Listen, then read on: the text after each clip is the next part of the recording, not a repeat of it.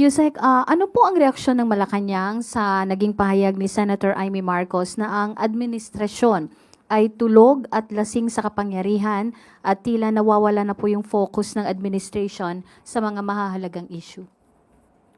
Napanood po natin mismo, personal, ang nasabing pagsasalita at pagtatalumpati ni Senator Amy Marcos sa INC rally kagabi. At ito po ang komento ng PCO bilang kumakalaban at lumalaban sa fake news. Namutawi kay Senator Amy Marcos ang mga salitang magpapaigting ng galit sa gobyerno. Ang paninira sa Pangulo at sa gobyernong ito. Nakakaawa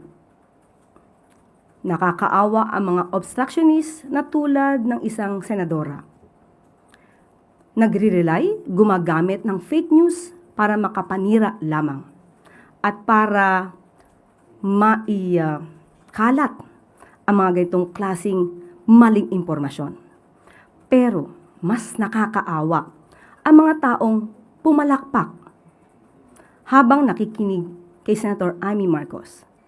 Dahil malamang hindi nila alam na ang mga sinasabi ni Senator Amy Marcos ay mga kwentong walang basihan. Nakakaawa dahil malamang ay hindi nila alam na sila ay ginagawa lamang mangmang